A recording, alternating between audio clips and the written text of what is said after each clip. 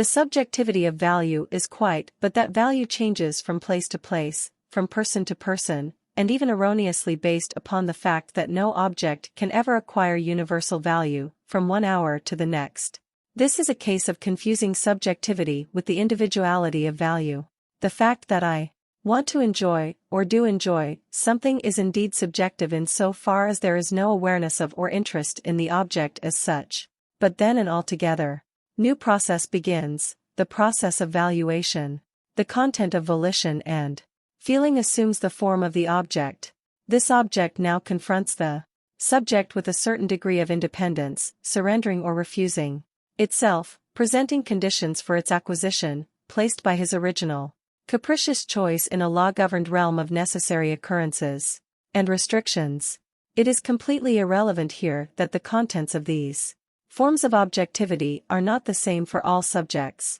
If we assumed that all human beings evaluated objects in exactly the same way, this would not increase the degree of objectivity beyond that which exists in an individual case, for if any object is valued rather than simply satisfying desire, it stands at an objective distance from us that is established by real obstacles and necessary struggles, by gain and loss, by considerations of advantage and by prices. The reason why the misleading question about the objectivity or subjectivity of value is raised again and again is that we find empirically an infinite number of objects that are entirely the products of representations. But if an object in its finished form arises first in our consciousness, its value seems to reside entirely in the subject, the aspect from which I began.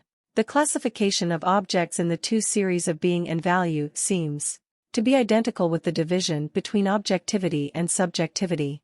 But this fails to take into account that the object of volition is different from the object of representation, even though both may occupy the same place in the series of space, time and quality. The desired object confronts us in a different way and has quite a different significance from the represented object.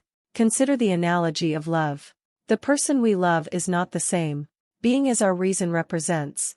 I am not referring here to the distortions or falsifications that emotions may produce in the object of cognition, for these remain within the sphere of representation and of intellectual categories, even though the content is modified. It is in a completely different way from that of intellectual representations that the beloved person is an object to us. Despite the logical identity, it has a different meaning for us, just as the marble of the Venus de Milo means different things for a crystallographer and an art critic. A single element of being, although recognized as one and the same, can become an object for us in quite different ways, as an object of representation, and as an object of desire. Within each of these categories, the confrontation between subject and object has other causes and other effects, so that it leads only to confusion if the practical relation between man and his object is equated with the alternative between subjectivity and objectivity, which is valid only in the realm of intellectual representation. For even though the value of an object is not objective in the same manner as color or weight, it is also not at all subjective in the sense of corresponding with this kind of objectivity. Such subjectivity would apply rather to a perception of color resulting from a deception of the senses, or of any other quality of the object based on a mistaken conclusion, or of a quality suggested by superstition. The practical relation to objects, however, produces a completely different kind of objectivity, because the conditions of reality withdraw the object of desire and enjoyment from the subjective realm and thus produce the specific category that we call value. Within the economic sphere, this process develops in such a way that the content of the sacrifice or renunciation that is interposed between man and the object of his demand is, at the same time, the object of someone else's demand. The one has to give up the possession or enjoyment that the other wants in order to persuade the latter to give up what he owns and what the former wants. I shall show that the subsistence economy of an isolated producer can be reduced to the same formula. Two value formations are interwoven. A value has to be offered in order to acquire a value. Thus it appears that there is a reciprocal determination of value by the objects.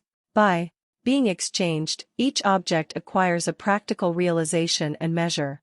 of its value through the other object. This is the most important consequence and expression of the distance established between the objects and the subject.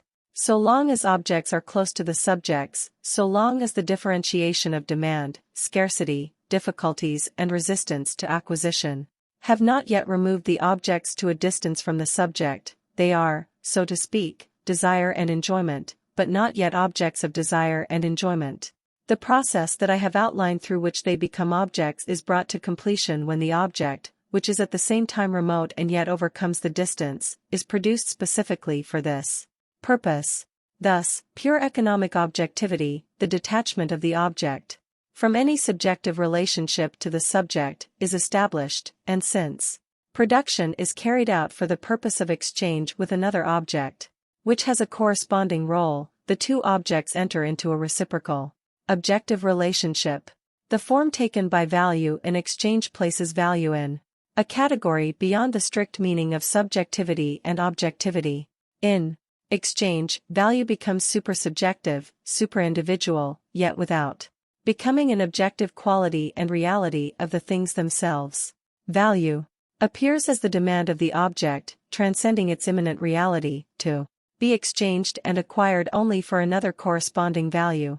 The ego, even though it is the universal source of values, becomes so far removed from the objects that they can measure their significance by each other, without referring in each case to the ego. But this real relationship between values, which is executed and supported by exchange, evidently has its purpose in eventual subjective enjoyment, that is, in the fact that we receive a greater quantity and intensity of values than would be possible without exchange transactions. It has been said that the divine principle, after having created the elements of the world, withdrew and left them to the free play of their own powers, so that we can now speak of an objective cosmos, subject to its own relations and laws, and further, that the divine power chose this independence of the cosmic process as the most expedient means of accomplishing its own purposes for the world.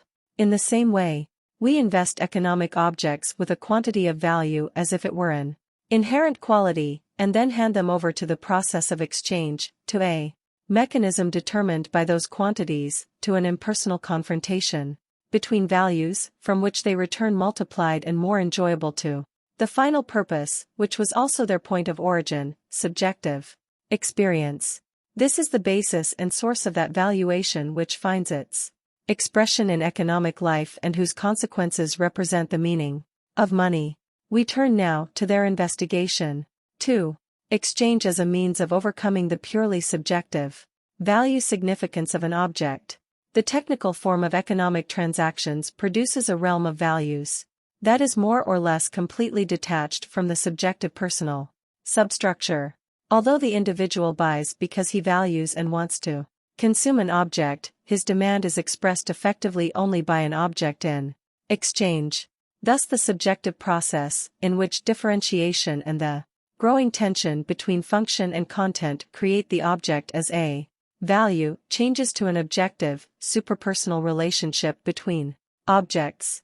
The individuals who are incited by their wants and valuations to make now that exchange are conscious only of establishing value relationships, the content of which forms part of the objects.